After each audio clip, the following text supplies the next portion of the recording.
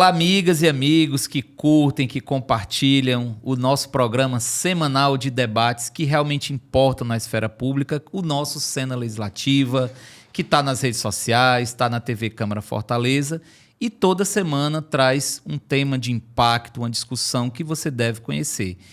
E hoje o nosso tema é sobre a primeira infância no município de Fortaleza e a nossa convidada não poderia ser outra, a coordenadora especial da primeira infância do município de Fortaleza, a nossa amiga. Já tive a oportunidade de trabalhar com a professora Lídia. Eu chamo professora porque ela é professora. Isso. A gente estava conversando antes aqui do programa iniciar. Nós somos professores. Isso. Para além de gestão de cargos, então somos, né? E é algo que nos acompanha. Então é um prazer, professora Lídia, a sua presença aqui para falar um pouco do que vem sendo feito nesse último ano e poucos meses na gestão do nosso prefeito, o que é que vem sendo discutido, o presente e o futuro, né, da primeira infância no município de Fortaleza. Obrigado.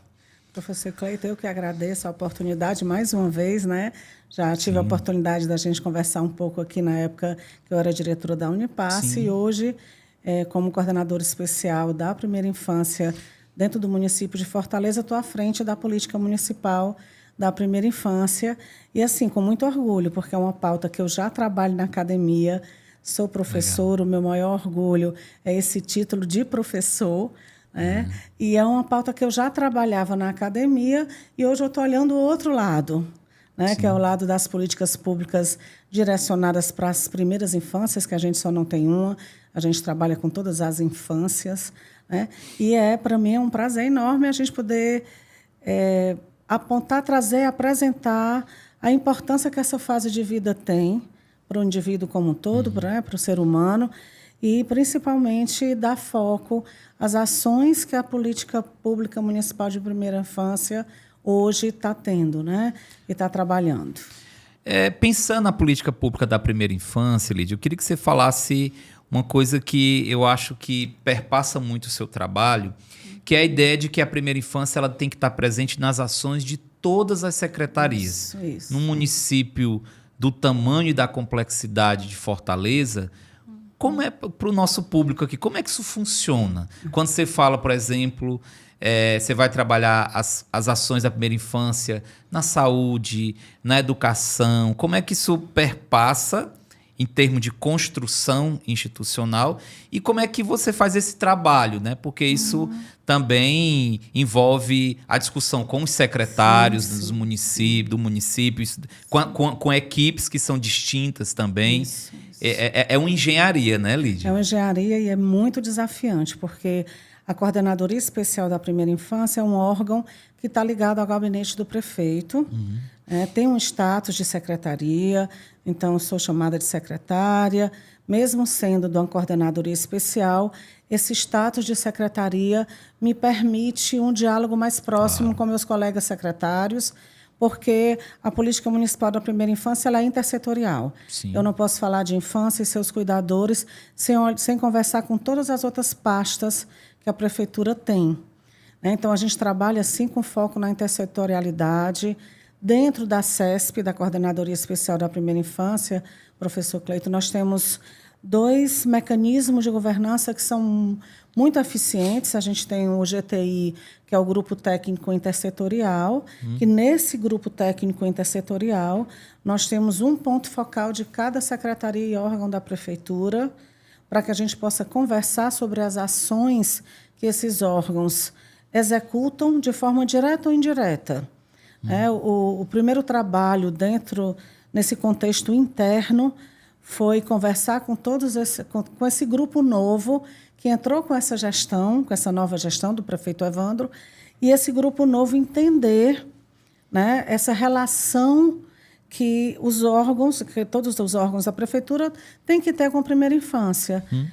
O plano municipal ele é executado por esses órgãos, por essas secretarias, principalmente com um peso bem maior para a educação, saúde e assistência social, né? A SDHDS, assim como a SMS e a SMS, são parceiras bem mais próximas, mas todos os órgãos eles acabam executando, tendo ações que impactam na primeira infância e na vida dessas crianças e de seus cuidadores. Então, o ponto focal, nós passamos por um movimento. Ano passado, eu posso dizer que a gente realizou muitas ações, mas a gente também teve um trabalho muito próximo de todos os secretários, de todos os órgãos da prefeitura, para trabalhar, sensibilizar e conscientizar a importância de dar visibilidade a essas ações dentro do plano, da execução do plano. Muitas vezes, vou dar um exemplo básico, né? Por exemplo, a Secretaria de Meio Ambiente, a SEUMA, ela executa uma ação de educação ambiental para crianças.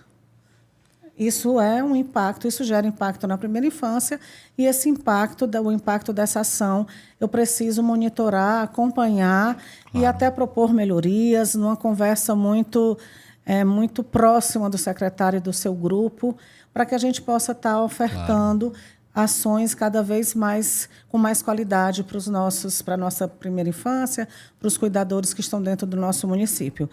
Esse é o grupo que a gente tem uma relação bem forte interna. E nós temos a comissão da primeira infância. E a comissão, a gente tem esse grupo interno que conversa com o grupo externo. Então, a gente tem representantes das universidades, a gente tem representantes dos órgãos que lidam com primeira infância, como o IPRED, o Unicef, a Defensoria Pública, o Ministério Público, a OAB, a UFC, a UES. Então, a gente abre o espaço de discussão e para que todo esse público, todos esses atores possam discutir essas ações e como isso entra no plano. Então, hoje, nós conseguimos tornar isso real. A comissão ela foi regulamentada e regularizada, né? Saiu no Diário Oficial as indicações, e hoje ela tem voz e vez. Então, se eu tiver como coordenadoria que mexer no plano municipal da primeira infância, isso tem que ser votado por eles, e a gente precisa esclarecer o motivo, justificar, para mexer, para tirar uma ação, para tirar uma temática ou uma meta que a gente não conseguiu atingir, ou que já atingiu e a gente não precisa mais trabalhar. Qualquer mudança na política tem que ser votada pela comissão. Excelente. Isso excelente. Me garante uma validação, né? Isso. Me valida nas ações que eu planejo, né? E que converso com os órgãos para executar, mas a gente também tem ido além do planejamento e do monitoramento. A gente também tem executado, eu vou falar depois, professor. Sim. E a gente tem uma força muito grande, porque a primeira-dama tomou a primeira infância como pauta. Então, ela lidera essa pauta, e a força que ela traz para a política municipal da primeira infância é enorme, porque nos ajuda bastante, né, nessa orquestra que precisa trabalhar muito afinada para a gente realmente ter ações que impactem na vulnerabilidade, né, de Fortaleza, do nosso município. Lídia, pensando a execução, né, eu sei que envolve, quando você chegou, o planejamento, mas se a gente for pegar o ano de 2025, né, na sua avaliação, o que é que avançou, o que é que foi construído, o que é que fez brilhar os seus olhos em 2025 em termos de ação concreta no ano de 2025? Eu sei que o primeiro ano de gestão é sempre um ano de arrumação, né? Até de você saber onde você está pisando, né? Isso não apenas na primeira infância, mas em todas as áreas de governo, chega, então você leva um tempo para conhecer o que está acontecendo, o que é que tem disponível, o que é que pode ser feito, mas o que é que foi feito em 2025 nessa área que vale a pena a gente destacar. Quando nós chegamos, a gente teve... a primeira coisa foi realizar um diagnóstico inicial daquilo que tinha já acontecido anteriormente em relação à primeira infância, estudar o plano, entender como é que esse plano foi construído e como é que hoje ele até então estava sendo executado anteriormente, para poder começar a construir, pensar em ações para colocar isso de uma forma mais potente. Então, um diagnóstico inicial, a gente entendeu que estreitar esse vínculo com todos os outros órgãos da prefeitura iriam nos ajudar bastante a compreender as ações, mas também ajudar bastante a esses órgãos a compreender a importância da primeira infância. Então, nós tivemos a assinatura do Pacto da Primeira Infância com o TCE, foi um ponto importante. Nós tivemos a assinatura do nosso prefeito com todos os secretários de uma carta compromisso com a primeira infância do município, que tem um simbolismo muito forte, porque significa que a gestão do prefeito Evandro Leitão está comprometido com a primeira infância, né? Nós temos a primeira-dama, como eu falei, liderando a pauta. Nós conseguimos tornar o nosso programa, a gente montou um programa que se chama Infância Viva Fortaleza. Dentro desse programa Guarda-Chuva, nós temos projetos, diversos projetos, que se intercruzam com as mais diversas áreas que impactam no desenvolvimento infantil, no cuidado, né, na educação de qualidade, na saúde, na assistência social, nos mais diferentes tipos de infância que o município tem. Dentro desses projetos, a gente tem diversas ações para ajudar as políticas públicas que constroem com a gente essa grande rede de intersetorialidade a chegar efetivamente na primeira infância. O que foi que a gente, de início, logo de cara, identificamos? A necessidade de dar visibilidade à importância dessa fase de vida, né? É o chão que a vida toda vai caminhar. A primeira infância, se a gente olhar para a primeiríssima infância, que é de 0 a 3 anos, a gente sabe o quanto é importante tudo o que acontece nessa fase aí, desde a gestação, passando pelo puerpério, né, chegando ao desenvolvimento infantil e acompanhamento desse desenvolvimento, com vacinas, com vagas em creches, com construção de centros de educação infantil, acompanhando esses cuidadores que estão próximos dessas crianças, até o acesso a tudo isso, né, garantir a vaga e o acesso, mas também entender quem são essas crianças que estão em extrema vulnerabilidade no nosso município, e a gente tem que chegar até eles. As primeiras ações dentro do Infância Viva Fortaleza foram ações de descentralização dos serviços que o município tem, que o município oferece para a infância. E, né, a gente começou com um programa chamado Infância Viva na Praça, que até nós fizemos ano passado, no segundo semestre, porque o primeiro semestre foi realmente construindo tudo isso, conhecendo a casa e pensando nesse grande programa, né? E começamos a trabalhar projetos dentro desse grande programa que conversasse com essas áreas, mas que a gente chegasse até onde essas crianças estão. Então, a gente começou, foram 6 edições, professor Cleiton, do Infância Viva na Praça, e cada edição nos mostrou a importância da gente ir até onde eles estão, porque dificilmente eles vão chegar até onde nós estamos. Isso. Então, nós levamos basicamente todos os serviços, vai saúde, vai educação, vai proteção da criança e do adolescente, vai as ações de educação do trânsito, vai as ações de saúde bucal, vai as ações de tirar a carteirinha do CIPTEA, de tirar a certidão de nascimento, porque a gente encontra muitas crianças que não têm ainda o documento, né? O que os pais não têm, a prefeitura ela possibilita isso, né? Então, assim, identificar essas pessoas que estão invisíveis para o sistema, essas crianças que não têm matrícula. A gente leva a proteção animal com vacinação, vermifugação. Então, é lindo ver aquelas crianças trazendo o gato debaixo do braço, arrastando o cachorro por uma corda, né? Então, e ali as famílias chegarem e dizer, olha, eu estou com 2 animais na minha casa que estão com problemas, o veterinário vai lá. Então, a gente constrói um vínculo mais forte, né, com essa população naquele território que a gente leva a Infância Viva na Praça. Bacana. E aproveita e oferta todos esses serviços. E toda a vida que a gente vai, em cada edição do Infância Viva na Praça, mais parceiros vão chegando perto e a gente vai colaborando com essa grande ação, né, de chegar nos territórios. E desses 6, teve um território, professor, que foi muito emblemático, que foi na Palpina. Qual é a proposta do Infância Viva na Praça, né? A gente faz uma visita no território, faz uma avaliação diagnóstica, entende quem são essas crianças, quem são aquelas famílias, mais ou menos, né? Porque de início, só na visita, a gente consegue identificar alguns pontos de demandas. muitas vezes não tem um local como uma praça efetivamente, que a gente chama de infância viva na praça, mas às vezes não tem uma praça efetivamente, como a Palpina, era um terreno baldio ali no meio dessas casinhas ao redor, que aí a prefeitura, junto com a conservação, com a Urbifor, melhora o caminho, coloca o entretavado, constrói um espaço de socialização e coletivo para que aquelas casas ali possam usar. E a gente sempre deixa, foi um ponto que a primeira-dama trouxe muito forte, que a gente sempre deixasse um legado, no sentido de dizer assim, olha, a gente veio aqui, mas a gente construiu esse vínculo inicial e a gente continua aqui, que é um programa da FUNCI lindo, que se chama Leitura na Praça. Bacana. São quiosques que se abrem, certo? E tem em torno de 450 livros esses quiosques têm.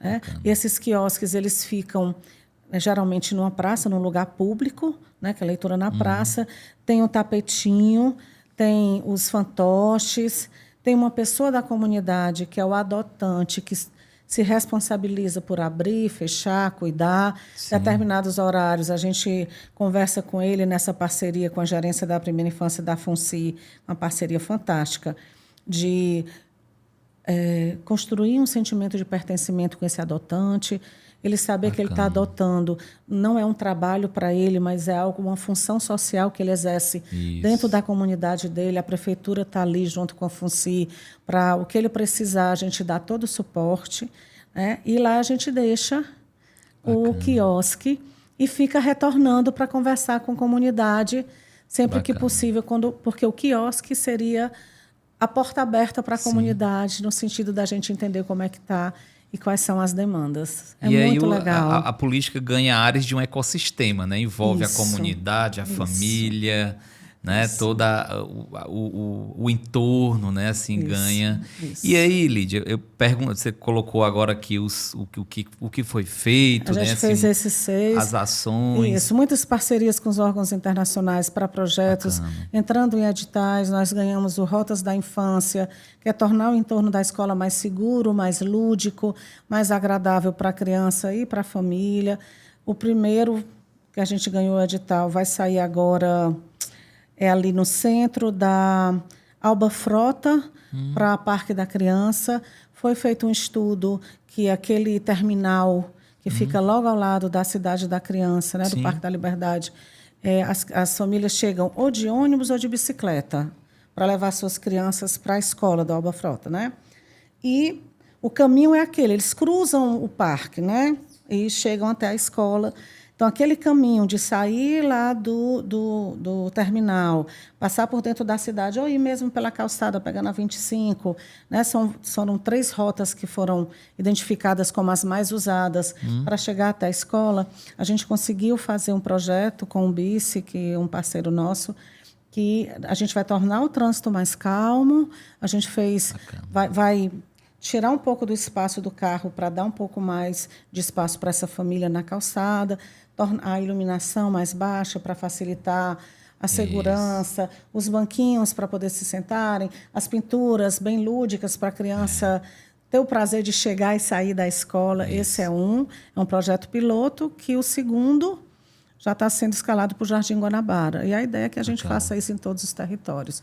Ganhamos a Escola Verde agora, um projeto de escola mais agradável, com climatização verde, mais verde. Ganhamos do Pacto de Milão, pela qualidade da merenda escolar. Isso foi fantástico. Tive a honra e a oportunidade de, representando o prefeito, e assinar por ele o Pacto de Milão lá em Milão, e apresentar o case de Fortaleza, o nosso famoso pratinho, né? Sim. Que é uma mudança significativa nesse processo de alimentação escolar, porque não é uma questão só de mudar o cardápio da escola, é uma questão de dar chance para essas crianças se alimentarem melhor. É um cardápio saudável e nutritivo. É um cardápio que tem um apelo cultural muito grande, que são os pratos cotidianos atrativo nossos. Também, né? Tá certo? Então, eles gostam, eles vão. A gente está entrando no processo de avaliação e já se foi identificado que na segunda e sexta, onde tem esses pratinhos, a frequência aumenta, né? Então as crianças vão mais, os adolescentes vão mais, as famílias querem hoje estar dentro da escola comendo. A merenda chegou a todos os atores da escola, hoje o professor, o rapazinho que fica no porteiro, todo mundo come dentro da escola, então é um padrão de qualidade, uma forma da gente olhar para a qualidade, porque eles vão reclamar se a comida não estiver boa, né? A criança talvez não reclame, mas eles vão reclamar.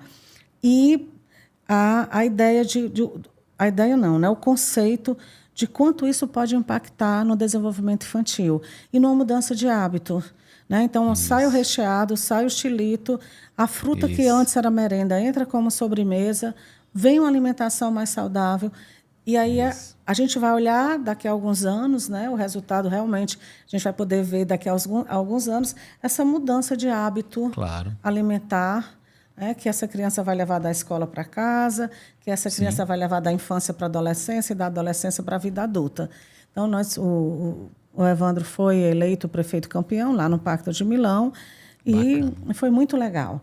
E a gente assinou o pacto, a ideia é que isso continue e ganhe mais espaço, permaneça, que a gente olhe lá para a creche, que comece lá da creche, né, e chegue até o ensino fundamental 2, e de uma maneira bem permanente, mas com colaborativa e participativa. Isso. Eles é que vão nos dizer como é que está, eles é que vão ser o termômetro dessa alimentação saudável e nutritiva. Bacana. Foram muitas Professora Lídia, a gente está chegando no final do nosso programa, é muita coisa. É muita coisa para falar, a gente fica muito professor. feliz. Quem está assistindo o programa sente a sua paixão por essa discussão. E isso, claro, reflete na gestão, reflete na forma com que essa equipe vai conduzindo esses trabalhos, né? Eu digo muito que você tem que ter o conhecimento técnico, mas você tem que ter a humanidade e a sensibilidade para tratar principalmente da primeira infância, uma coisa não está desligada, né? Uma coisa que está conectada.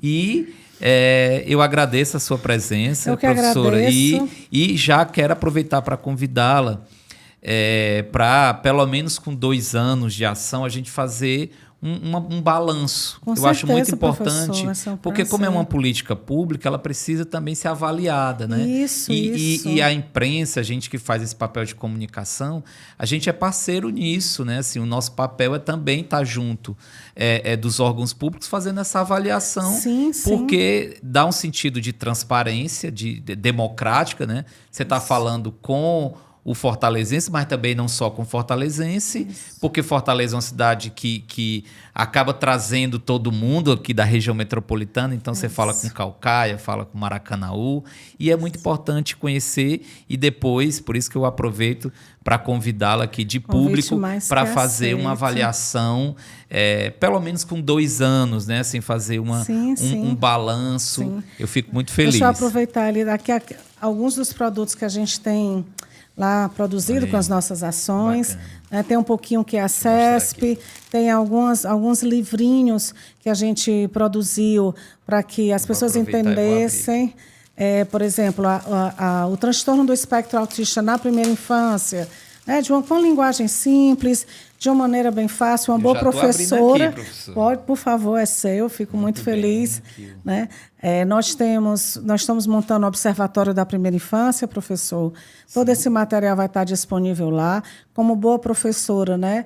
Trabalhamos com evidência científica e produzimos conhecimento científico com todas as nossas ações e com todos os nossos projetos.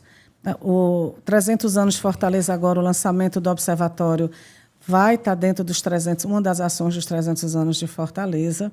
E o Infância Viva Fortaleza, que é esse programa estratégico do Plano Fortaleza Inclusiva, tem conversado com todas as áreas e tem muito a contar. Eu lhe agradeço o espaço, a oportunidade, né? Mas a gente pode sim ter o maior prazer em voltar e falar um pouco mais sobre isso. Eu que agradeço, professora.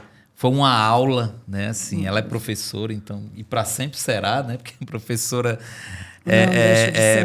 não deixa de ser. Então, obrigado, professora Lídia, pela presença, pela apresentação. Como essas ações são novas no município, então acredito que muita gente que está nos assistindo, ou pelas redes sociais ou pela TV, não conhece, então é muito importante. E eu agradeço o seu espírito público de abrir um espaço na sua agenda e estar aqui com a gente falando um pouco sobre essa política tão importante, intersetorial do município de Fortaleza. E Fortaleza tem sempre uma responsabilidade muito grande, eu falo aqui no programa, porque como é a capital, ela tem que ser, ela acaba sendo referência para os outros municípios. Então, o que é feito aqui acaba sendo refletido, acaba sendo acompanhado pelos municípios que estão Caucaia, Sobral, Juazeiro, Itapipoca. Então, a responsabilidade é redobrada. Sim, a ideia aqui, como observatório, bem rapidinho, professor, a gente dê visibilidade a todas essas ações e projetos. Nós estamos com um BI muito interessante, um dashboard que vai ser... É um dashboard dinâmico que todo mundo vai entrar no observatório e vai poder acompanhar essas ações e os resultados dessas ações nessa questão intersetorial. Obrigado, gente. Eu que agradeço. É isso. Esse foi o nosso Cena Legislativa de hoje. Vejo vocês no nosso próximo programa.